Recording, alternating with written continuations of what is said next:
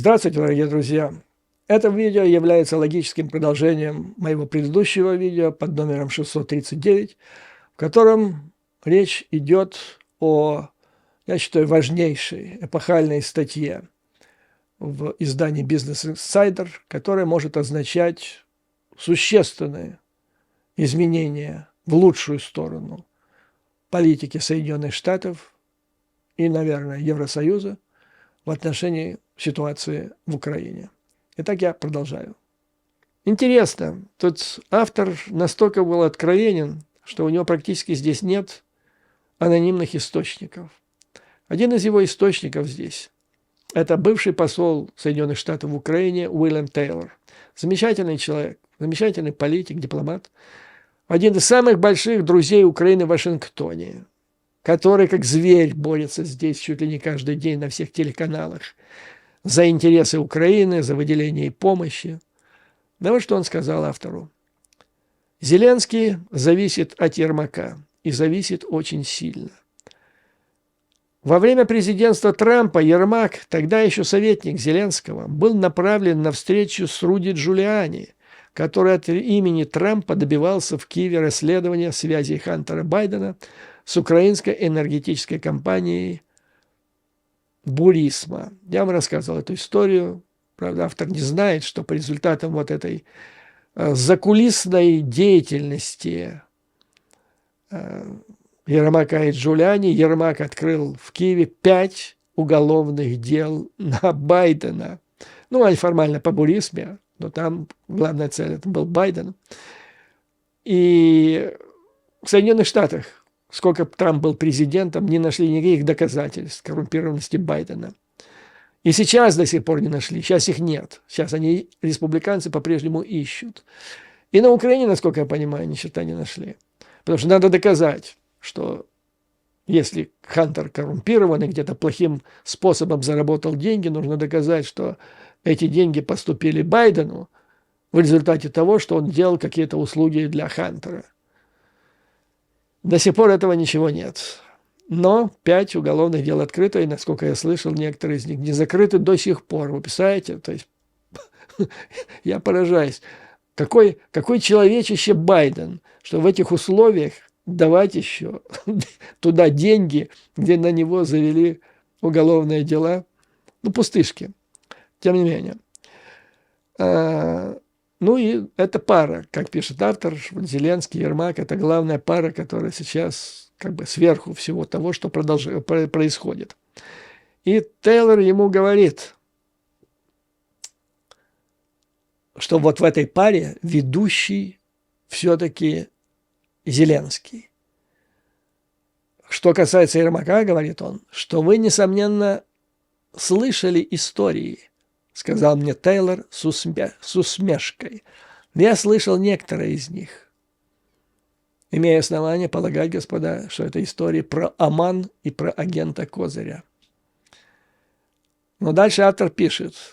Но является ли Ермак, спросила, частью решения проблемы для создания лучшей Украины? Или он часть проблемы для Украины? Я считаю Зеленского частью решения, дипломатично ответил Тейлор. То есть дипломат дал понять, что Ермак – это и есть проблема. То есть оцените ситуацию. Главный визирь Украины, регент, который управляет всем и вся, является самой главной проблемой для страны. Это поразительно просто. Но дальше его история. Тут Арестович его заложил, назвал его русским. Русскость его. Это Арестович сказал. Это тот Арестович, который гуляет же видео по интернету, которым это, видимо, было, ну да, при Путине уже в 2000-х годах, когда Корчинский привез в Москву юного Арестовича на случку, там какая-то конференция была, которой руководил Дугин, это главный идеолог русского фашизма, человек, вхожий в администрацию президента России. Потом, как Дугин рассказывал, значит, он ввел Арестовича вместе с Корчинским, свел их с Сурковым ну куда уж дальше, который вообще в администрации Путина отвечал за Украину. То есть это ФСБ, это российские спецслужбы, все, свои люди. Туда же чужаков не пустят. Кстати, Корчинский, значит, история с ним такова. В 92 году, после развала Советского Союза, ну, Украина считалась, чиновники обеих стран считались чуть ли еще не братья. И между спецслужбами двух стран в 1992 году было подписано соглашение о сотрудничестве. И вообще, вот по этому договору по-моему, до 2005 года, примерно так, украинская СВР являлась чуть ли не частью российского СВР. И вместе они управляли агентами. Так вот, значит, в 1992 году было подписано соглашение о сотрудничестве, и одним из направлений было раздувание националистических движений в обеих странах.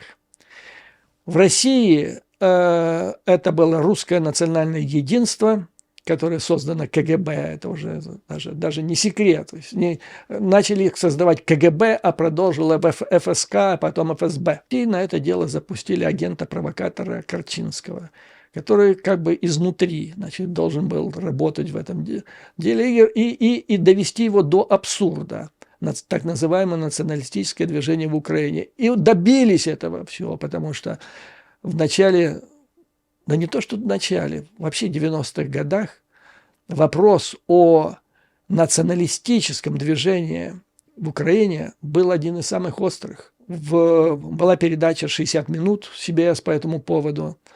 Затем Конгресс Соединенных Штатов рассматривал это, то есть там били в набаты, что националисты в Украине уже почти чуть ли не фашистское движение. И над этим в Украине работал вот агент-провокатор Корчинский, который привез затем Арестовича в Москву на встречу, на общую конференцию, где они обсуждали с Дугиным вопросы о сотрудничестве. О сотрудничестве, да? Понятно, в чем сотрудничество, я вам только что объяснил. В рамках совместного договора спецслужб обеих стран 1992 года по раздуванию националистических движений. Ну, естественно, ехали за бабками, на которых, как говорили Корчинский, особо падок. Он там всегда с теми, у кого есть бабло. Ну ладно, значит, дальше мы переходим к шпионажу. И автор говорит о том, что Роман Червинский, бывший офицер Главного управления разведки, заявил, что Ермак шпионил в пользу России, поставляя врагу детали украинского плана, ну, речь идет о Вагнергейте, по захвату российских наемников в Беларуси. Ермак заявил, что обвинения эти о том, что он сотрудничал с российскими спецслужбами, опять является частью российской дезинформационной кампании. Ему смешно это слышать. Да нету этой кампании, нету российской дезинформационной. Все тишина по поводу Ермака. Наоборот. А вот Заривна сказала американскому журналисту, что Червинский был связан с одной из крупнейших олигархических групп, которая продвигает свои эгоистические планы в Украине.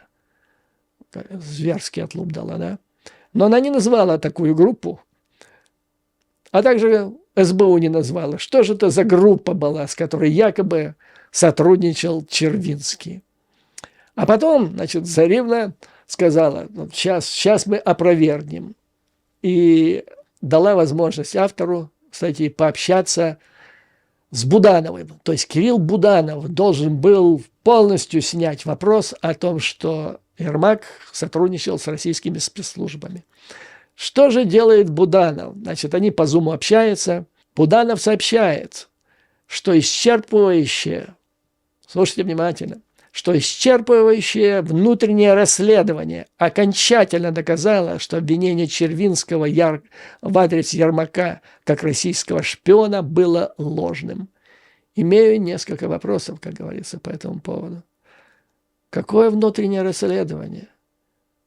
Нет у Буданова никаких полномочий и прав проводить никакого внутреннего расследования.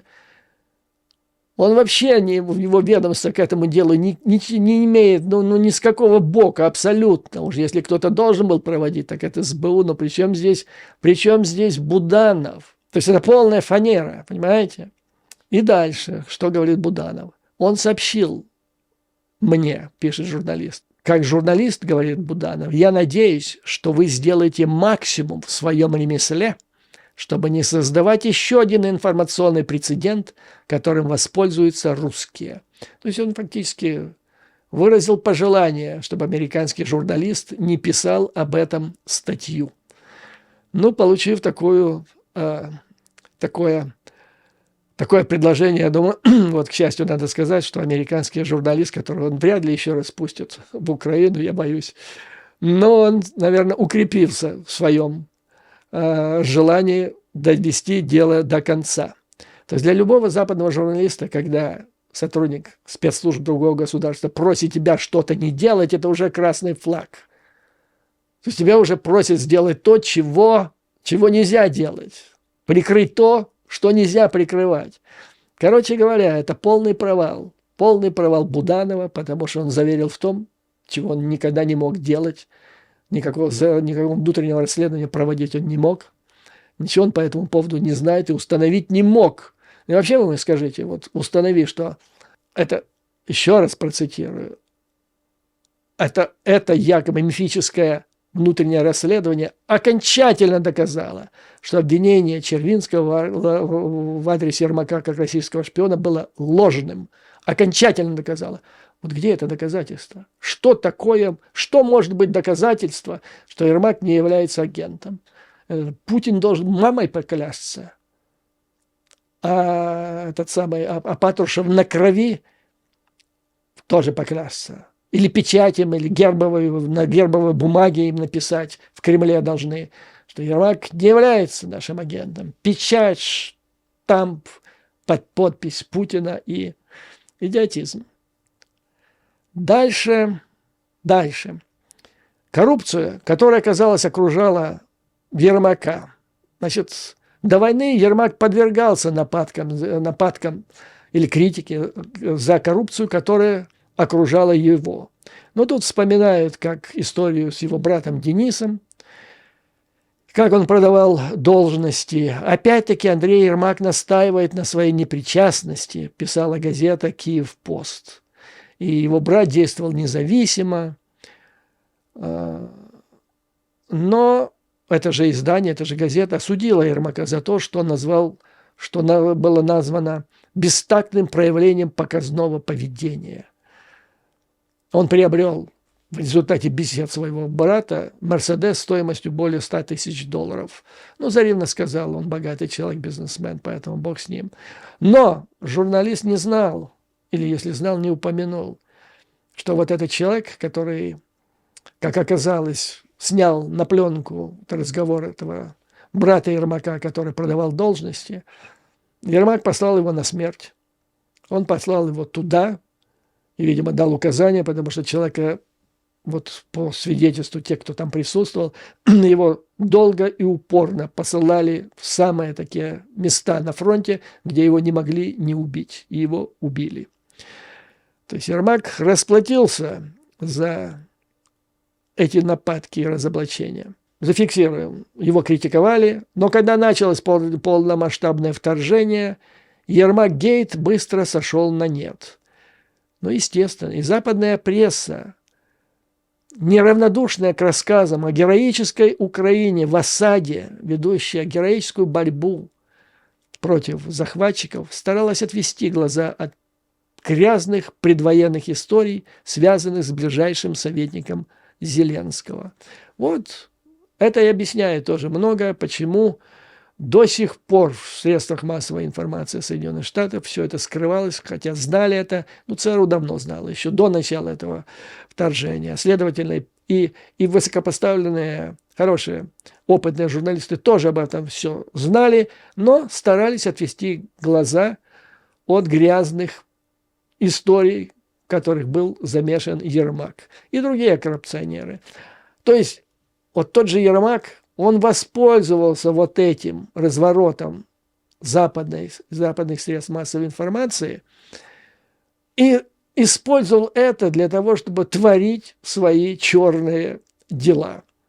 И потом говорить, украинской аудитории. Ну, вы же видите, никто меня не критикует, никто не упоминает о коррупции. То есть я же чистый человек, говорит он, и продолжает творить свои дела. Тут вспоминается, как для примера, статья Wall Street Journal, которая была напечатана в июне, по-моему, да, в июне, где, ну, просто комплементарная статья, наверное, лоеры поработали, в котором говорится о том, что если Вашингтону надо решить вопрос в Украине, они звонят Ермаку. Ермак заработал капитал на Западе, помогая эвакуировать американцев во время стремительного вывода войск США из Афганистана в 2021 году. Я помню, туда украинский самолет посылали.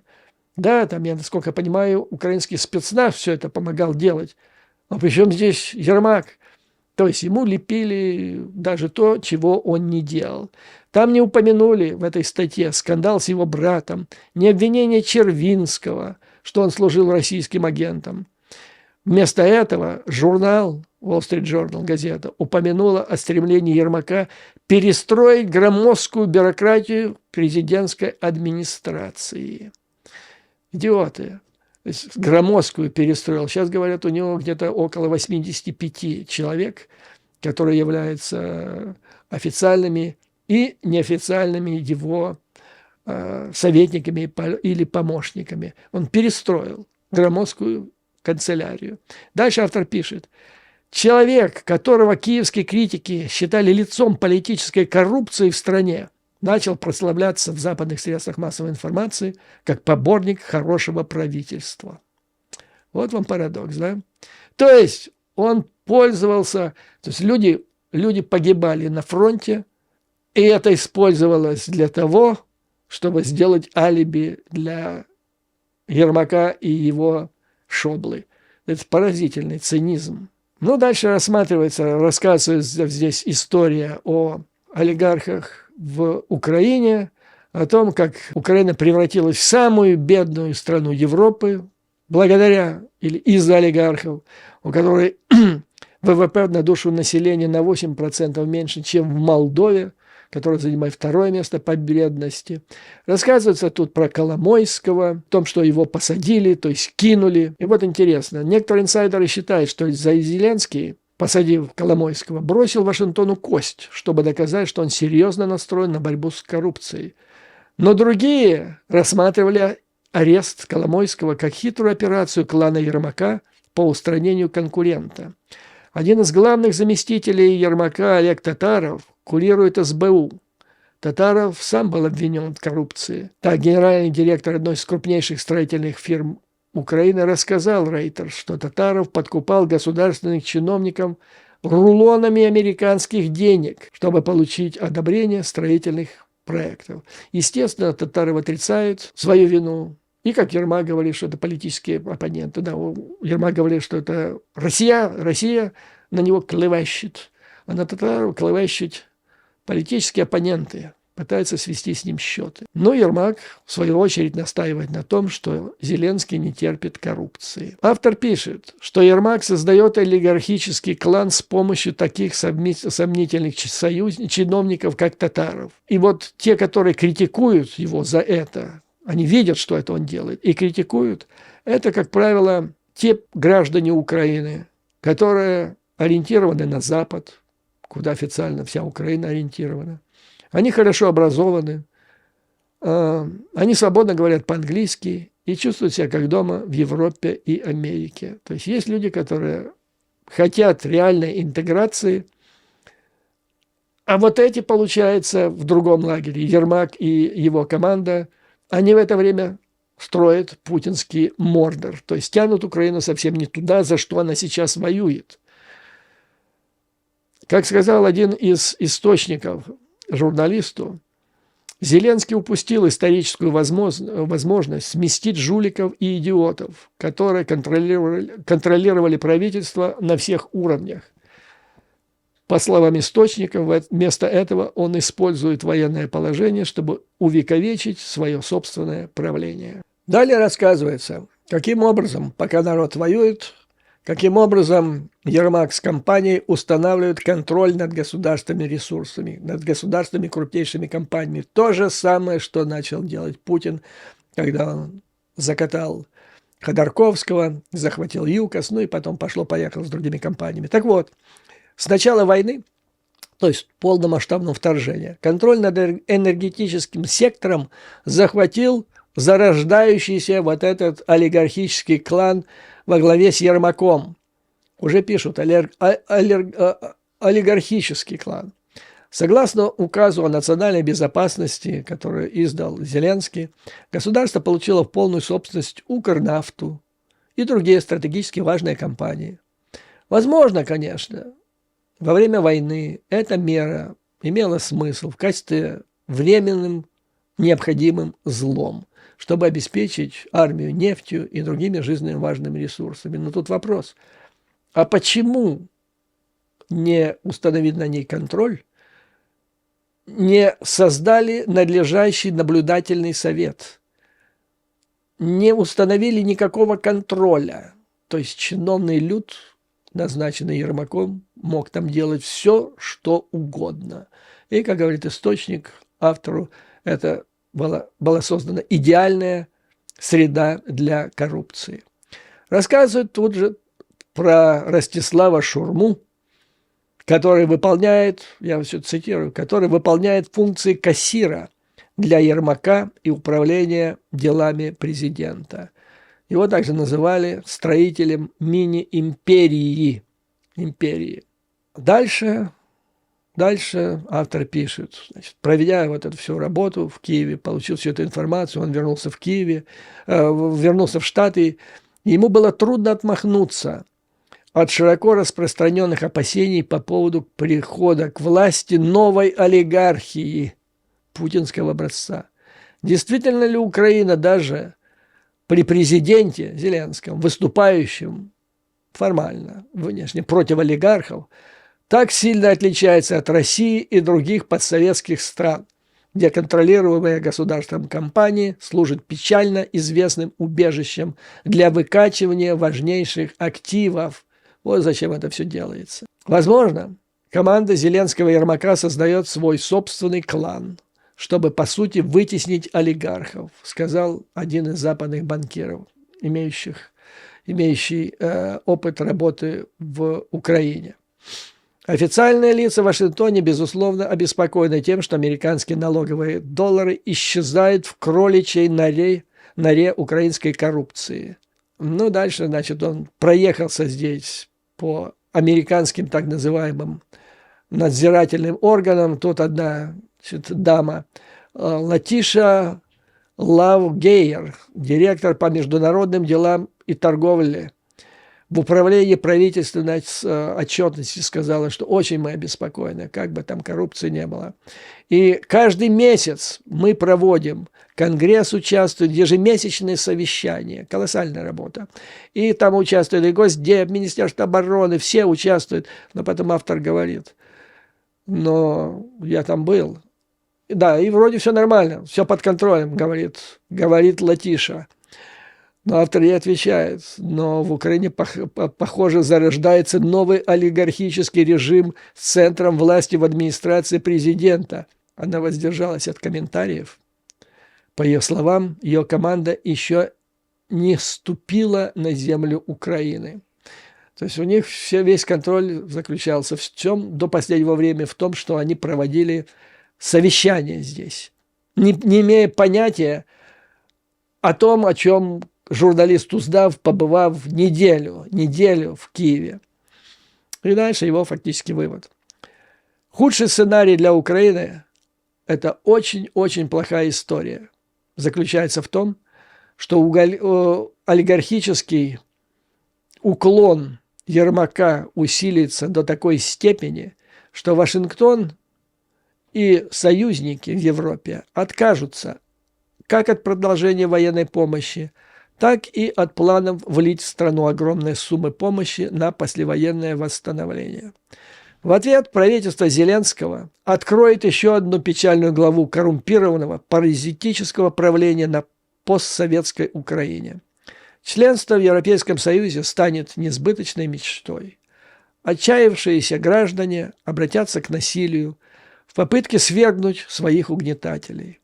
По иронии судьбы этот сценарий жутко напоминает то, как Россия при Путине превратилась, вот сейчас она превратилась в олигархию, которая притворяется государством. Мафиозное государство. Но есть надежда для Украины. Принципиальная разница заключается в том, что в отличие от России есть гражданское общество. Не все задавлено. Есть расследователи, есть средства, центры по противодействию коррупции различные, чуть ли не в каждом городе. И они выявляют нарушения, они бьют в набат. Поэтому, считает автор, вполне возможно, что наступит мирная расплата, которая заставит сместить Ермака и его подручных и ускорит интеграцию Украины в Запад. То есть вы чувствуете, как ставится акцент, что без смещения Ермака и его банды интеграция Украины в Запад практически исключена. Если этого не произойдет, Украину, скорее всего, ожидает первый сценарий, который я только что сказал. Чтобы противостоять коррупции, некоторые в Украине призывают Европейский Союз сыграть сильную, даже решающую роль в послевоенном восстановлении Украины. Как сказал один из источников в Украине, автору, Евросоюз должен создать и возглавить агентство по управлению проектами восстановления Украины, чтобы средства, которые для этого будут выделяться, не попали в нехорошие руки. Я думаю, люди будут рады этому. Я уверен, судя по тому, что пишут мне мои зрители в отношении введения строжайшего контроля со стороны Соединенных Штатов Америки, чтобы деньги никоим образом не давали чиновникам, иначе все. Здесь он пишет по поводу реакции журналистов, украинцев, просто простых украинцев ко всему этому. Украинцы болезненно воспринимают свою репутацию на мировой арене. И как написал ему один из депутатов, украинских депутатов, пожалуйста, помните, что не все украинцы жулики и идиоты. Это он имел в виду Опу Ермака. Есть много порядочных людей, которые любят нашу страну. Я имею в виду, под жуликами, идиотами он имел в виду людей из Опы Ермака. Есть много порядочных людей, которые любят нашу страну и стремятся построить свободное общество. Для этого нужны только честные выборы, свободная пресса, но также свобода от злобных лап олигархии. Украинцы знают на своем горьком опыте, что политическая независимость мало что значит без экономической демократии. Советский Союз завещал стране наследие государственной коррупции. Даже если Украине удастся победить Россию, олигархи все равно могут выиграть войну за ее будущее. Имеется в виду олигархи, те, которых сейчас создает Ермак. Таким образом, противостояние украинцев, это я, так сказать, маленькое резюме для себя сделал, противостояние украинцев против жуликов-идиотов, которые являются коррупционерами, это сейчас является фактически одним из трендов политической жизни страны. Украина, второе, очень важная мысль. Украина унаследовала глубокие корни коррупции от Советского Союза. Но сейчас ситуация такова, что надо побеждать на обоих фронтах. Потому что может так получиться, что победив на внешнем Путина, украинцы могут проиграть на внутреннем. Ворам, коррупционерам. И тогда весь вопрос, за что сражались, за что погибли сотни, как говорят уже, я имею в виду последний данный, там убитые и раненые, сотни тысяч людей. Поэтому тезис «не на часе» – это очень вредный тезис, который придуман коррупционерами для того, чтобы превратить Украину в мафиозное государство, по примеру Раши. Пока вся страна отвлечена на внешний фронт, эти люди делают свое грязное дело по лекалам Раши. Без Запада не победить. На Западе наконец-то поняли проблему. Но не говорили о ней публично из-за боязни, что Украина не получит помощи. Действительно, если бы этом раньше затрубила обо всем этом вот так вот американская печать, то я боюсь, что помощь Украине могла бы прекратиться еще летом. Что делать в этой ситуации? Майдан нельзя, исключено. без западной помощи тоже не обойтись. Поэтому я вот что думаю. Нужно подождать, пока будет выделена помощь. А потом надо, все уже, в Соединенных Штатах это прорвалось все. Его уже не загонишь под асфальт. Вот этот голос – это история. Надо, вот как вы, дорогие друзья, поработали с петицией в Украине, также поработать с петицией в Вашингтоне после получения помощи, после поставок соответствующих видов оружия, чтобы война на внутреннем и внешнем фронтах велась синхронно. И в этом помощь должны оказать американцы. И им нужно, и надо их поставить в такие условия, когда они не смогут отказаться. И слава богу, в общем, по всем другим вопросам, вот этот раскол, который есть сейчас в американском обществе, между, как они называют, партизанами демократическими, республиканскими, он в этом случае может сыграть хорошую, полезную роль для Украины, потому что всегда можно кому-то прийти, кто будет готов поднять это, значит, для давления на администрацию и на соответствующие ее структуры, чтобы не оторвали свои задницы от кресел, как вот Латиша до сих пор не может, ежемесячно проводя совещания. И смотались туда, в Киеве, не просто смотались, а создали там серьезные, настоящие контрольные органы. Ну и нужно обращаться к этим силам с соответствующими петициями, есть такая возможность, и просить американскую администрацию тщательно расследовать все случаи коррупции, которые затрагивают Соединенные Штаты Америки, а это разбазаривание денег американских налогоплательщиков. И главной целью этого должна стать ОПА Ермака во главе с ним. Вот этот корень зла, как говорится в этой статье. Что касается Зеленского, то вот, я согласен с этой статьей, что два человека сейчас вот определяют все, что происходит в Украине, имея подавляющее большинство в парламенте. Зеленский и Ермак. И, как сказал посол Тейлор, Зеленский у него еще есть шанс стать фактором решения. Не проблемой, а решения. У Ермака уже такого шанса нет. Он только проблема, причем главная проблема Украины. Так вот, у Зеленского еще есть шанс, но если он его не выберет, вот лично мое мнение, чем-то мне напоминает это, вот я все вспоминаю в последнее время историю отношений Бенито Муссолини с Кларой Питаччи.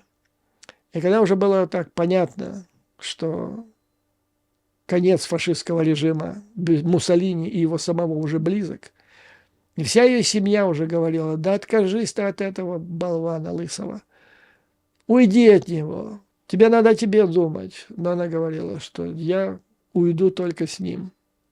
Но и их ушли.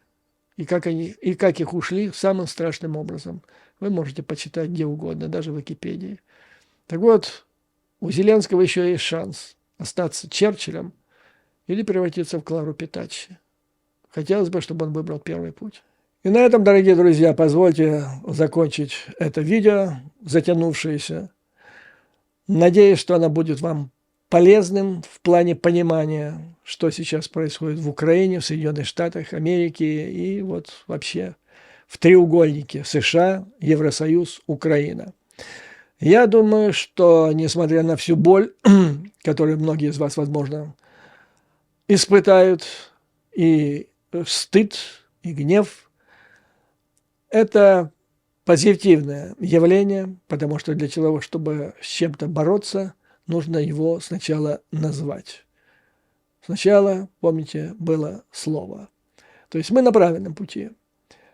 Пришло время не только активизировать борьбу на внешнем фронте и довести дело до победы, но и начать зачистку на внутреннем фронте. Иначе, как получается, без зачистки на внутреннем фронте победа на внешнем может оказаться пировой. То есть ВСУ могут разгромить Путина, но когда они вернутся обратно, они увидят к своему ужасу, что за время их отсутствия в окопах здесь построена реплика путинского Мордора. Этого нельзя допустить. Поэтому, как всегда, слава Украине и вооруженным силам. Враг будет разбит, победа будет за нами. Вам, дорогие друзья, выдержки, мужества и твердой уверенности в нашей неизбежной победе. До скорых новых встреч!